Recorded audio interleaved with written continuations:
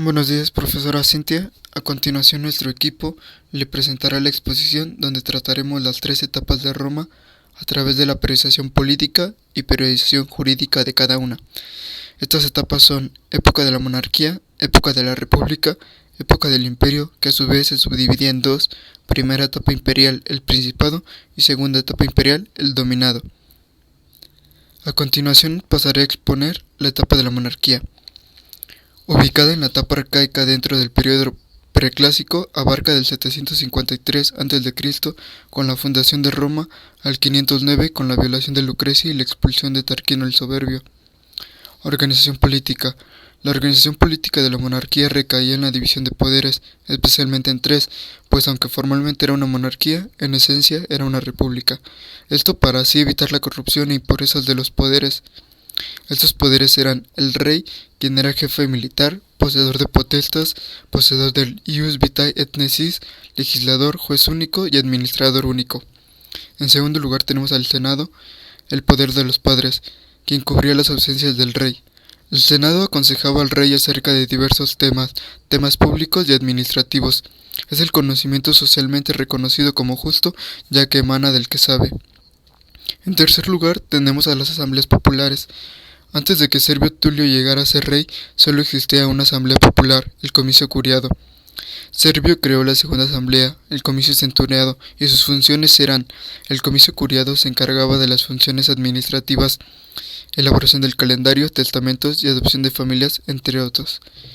Por otro lado, el comicio centuriado elegía al rey y votaba las leyes. Fuentes del derecho. Las fuentes del derecho eran formales y no formales. Dentro de las formales tenemos al mores maiorum, es decir, la costumbre, que tiene dos características: es objetiva, que es una práctica reiterada de una comunidad, y que es subjetiva, es decir, coercible. Y tenemos a las leyes regias, las leyes del rey. Dentro de las informales tenemos las auctoritas prudens, es decir, los jurisprudentes, y las auctoritas patrum, el senado. Historia de la jurisprudencia.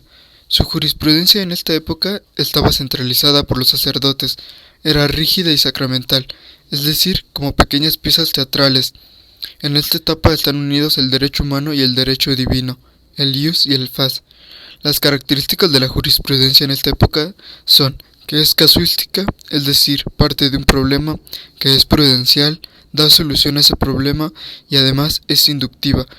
Eso quiere decir que esa solución se podrá ocupar nuevamente o no. Etapa de la República. Esta etapa se encuentra situada en el periodo preclásico y en la primera parte del periodo clásico, por lo que abarcó un total de 5 o 6 siglos aproximadamente, desde el año 509 a.C., siglo VI, con la violación de Lucrecia, hasta el año 27 a.C., siglo I, con el ascenso de Octavio como príncipe. Organización política. Con la finalidad de extinguir lo que se había convertido en una tiranía, el poder se distribuyó de la siguiente manera. Magistraturas. Fueron 2 cónsules los que encabezaron el poder. Estos fueron considerados la principal figura de autoridad, pues ejercían funciones de gobierno y militares, además de administrar justicia y consultar a los dioses. También hubo un senado, quien fue un cuerpo consultivo que poseía la auctoritas patrum, quien se encargaba de dar consultas a los magistrados y de sancionar leyes. Existían las asambleas populares, como el comicio curiado y centuriado. El comicio curiado era el que se encargaba de labores administrativas, mientras que el centuriado era el que votaba leyes patricias, elegía a los cónsules y a los magistrados patricios.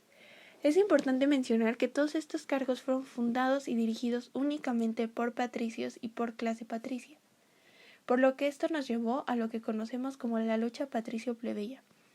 Como les dije, el poder estaba centrado solamente para la clase patricia, pues la clase plebeya era considerada ciudadanos de segunda. Esta división de poder traería más adelante a la clase plebeya problemas de índole política, económica, social, religiosa y laboral, por lo que la plebe decidió condicionar a los patricios con irse y no volver si no recibían esos derechos que se les habían invalidado, además de pertenecer a la organización política de la República. Gracias a que esta petición fue concedida, esta división se convirtió en un 50-50 hacia los cargos de poder, pues dejaron de ser completamente patricios. Se da una nueva organización política. Con esta reivindicación, el poder se dividió en 7 magistraturas, 2 menores, 3 mayores y 2 extraordinarias. Y a diferencia de las magistraturas dadas en la monarquía, estas no serían de carácter vitalicio, pues fueron electivas, gratuitas, anuales y responsables, además de que poseyeron el imperium y sus límites. A continuación les mencionaré, a través de este esquema, las 7 magistraturas en orden de mayor a menor influencia y poder. Tenemos al dictador, quien fue una magistratura extraordinaria. Tenemos al Pontífice Maximus, que fue una magistratura mayor de origen patricio plebeya. Y tenemos al censor, que fue una magistratura mayor de origen patricio. El dictador, como les dije, fue una suprema magistratura y tenía el control en tiempos de crisis. El Pontífice Maximus era quien convocaba a los dioses y construía los puentes del hombre a la divinidad, mientras que el censor era el que elaboraba el censo. Después tenemos al consulado y al tribuno de la plebe, ambas magistraturas mayores de origen patricio plebeyo. Tenemos al pretor, que fue una magistratura mayor de origen patricio, al edil, que fue una magistratura menor de origen plebeyo, y al cuestor, quien fue una magistratura menor de origen plebeyo. El cónsul fue el que tenía la facultad de iniciar las leyes, mientras que el tribuno de la plebe fue el que tuvo la iniciativa de plebiscitos. La pretura y la edilidad tenían la facultad de crear el derecho honorario, mientras que la cuestura tenía la facultad del coercito y de impartir justicia criminal. Las formales del derecho en la República son creadas por las instancias políticas autorizadas para crear el derecho.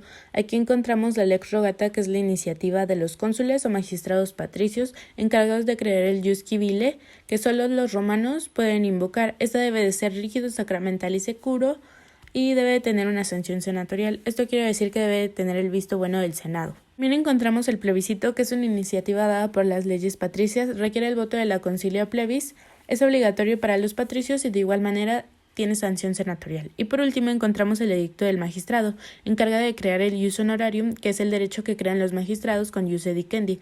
Puede ser invocado tanto por romanos como por peregrinos y solo se invoca cuando el ius civile es poco práctico.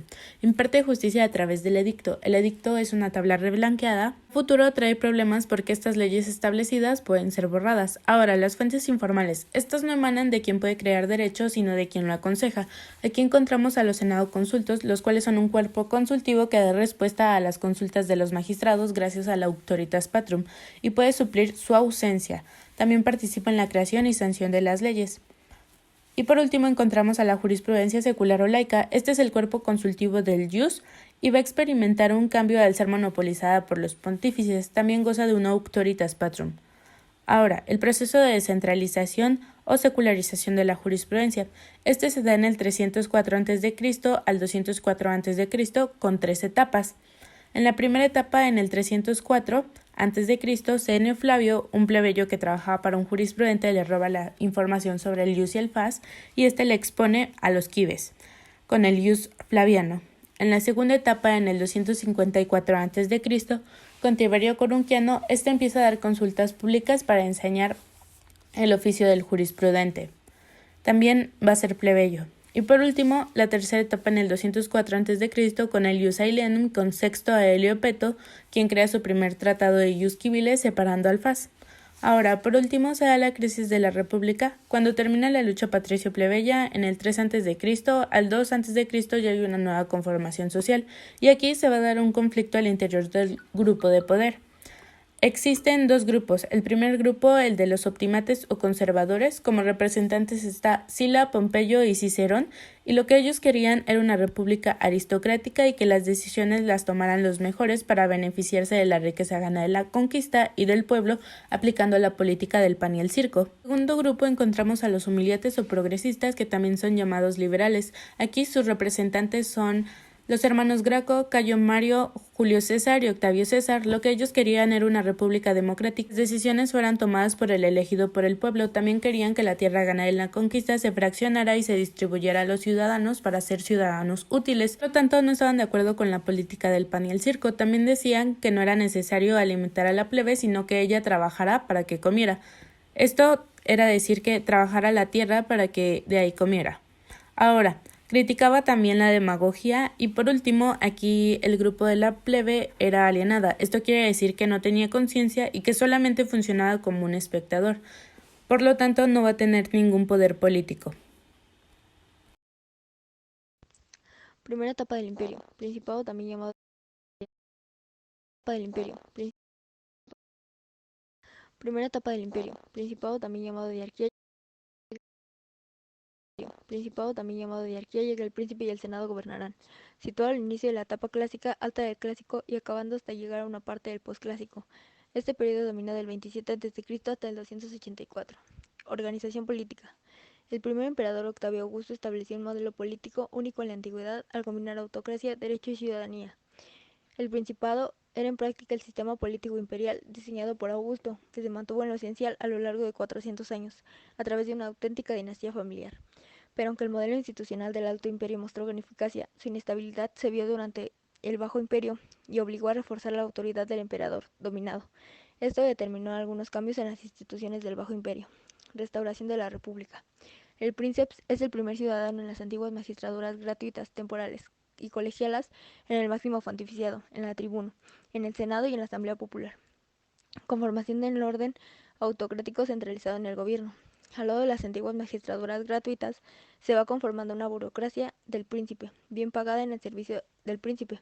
Entre estos, legate Augusti, propastores del frente de las legiones, praefectus pretorio, encargado de la Guardia Nacional y de los asuntos civiles y criminales, praefectus urbi, representación del príncipe en su ausencia, prefectus vigilium, funciones de policía, prefectus anonae, encargado de la distribución del trigo, prefectus Aegypti, legado del príncipe para el gobierno de Egipto, organización social, burocracia imperial, equites, nobleza, clase senatorial, integrada por los italianos, equites o caballeros, ciudadanos con riquezas y simples ciudadanos.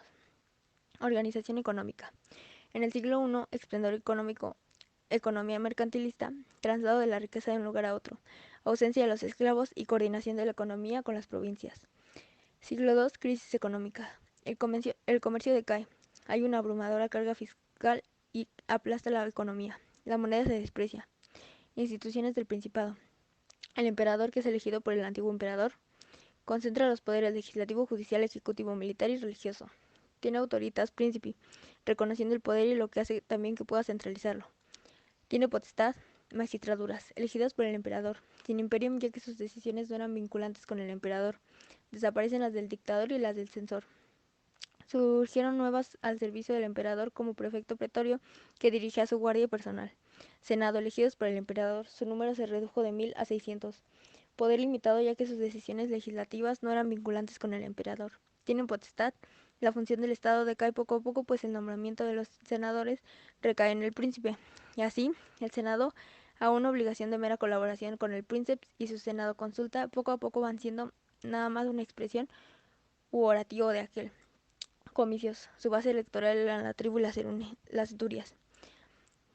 Pierden competencias judiciales, pierden el nombramiento de magistrados. Conservan la capacidad legislativa, pero sin poder vinculante. Fuentes formales del derecho en el Principado: la costumbre, hábito o modo habitual de suceder, establecidos por la tradición o por la repetición de los mismos actos que pueden llegar a adquirir fuerzas de precepto. La ley, disposición de carácter general dispuestas por el pueblo. Los plebiscitos, todo aquello que ordena y establezca decisiones votadas por la plebe. Los senado consultos, toda medida legislativa emitida por el Senado. Los edictos magistrados, especie de programa donde se expone la forma en que se iba a desarrollar su magistratura. La jurisprudencia, opiniones emitidas por los jurisconsultos sobre las diversas cuestiones. Existían 4 tipos de cuestiones imperiales: edicto, ordenanza permanentes de temas de derecho privado, administrativo, encabezadas por el nombre del emperador, dirigida al pueblo en general a través de un funcionario. Mandato, instituciones dirigidas a los funcionarios, principalmente gobernadores de las provincias. Decreto, decisiones judiciales tomadas por el emperador como magistrado supremo en juicio. Rescripto, respuestas del emperador a los funcionarios o particular acerca del derecho que la presente en consideración. Jurisprudencia, la centralización de la jurisprudencia clásica, época de las cuestiones entre sabinos y populianos, cuerpo que aconsejaba al príncipe. Los jurisprudentes pasaban a ser un grupo electo por el rey. Predomina la creación del derecho con la metodología de la retórica. Segunda etapa del imperio, dominado. Ubicada en la época posclásica, es la última etapa antes de la caída del Imperio Romano de Occidente. El imperio que se conoce con el nombre de Imperio Absoluto, en el cual todos los poderes se concentran en manos del emperador, es una época de franca decadencia, ya que abarca desde el inicio del reinado de Diocleciano en el año 284 hasta la caída de la ciudad de Roma en el año 476. Diocleciano instauró el sistema de la tetrarquía, con el objetivo de defender las fronteras y de organizar el acceso al poder, al trono imperial. Dividió el Imperio Romano en dos partes para poder administrar el imperio, ya que era muy grande. Se divide en el Imperio Romano de Occidente y el Imperio Romano de Oriente. En cada parte del imperio va a haber un emperador y un viceemperador, esto dando en total 4 gobernantes. El Imperio del Oriente fue gobernado por Diocleciano y el Imperio de Occidente fue gobernado por Maximino, mismos que recibieron el nombre de Augustos, que eligieron a un César. Este se hacía cargo de sus respectivos territorios. A la muerte o retiro después de 2 décadas, cada Augusto sería reemplazado por el César y al mismo tiempo se elegía otro César. Por otro lado, se instauró una reforma monetaria. Constantino, por su parte, establece en la colonia de Bizancio la sede del gobierno imperial, bautizada con el nombre de Constantinopla. Dispuso, para después de su muerte, el reparto de la dinastía del poder. Cambia la política hacia el cristianismo, de quien se hace adepto y busca dirigirlo. La división del imperio.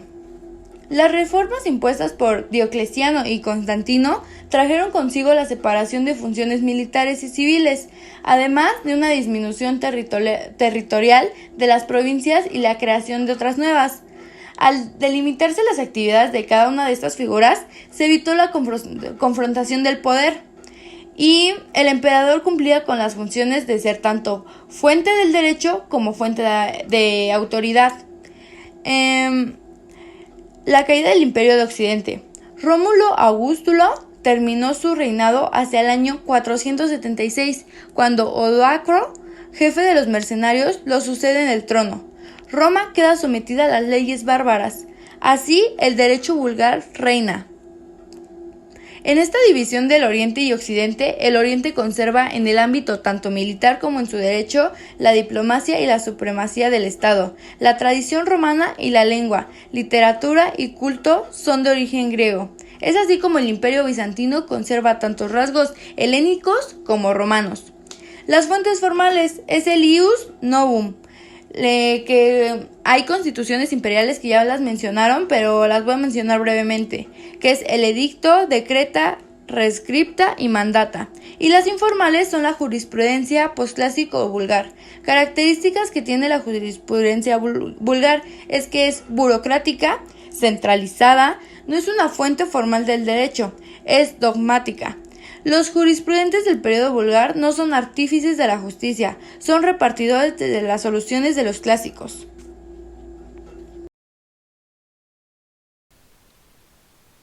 Con esto damos por terminada nuestra presentación.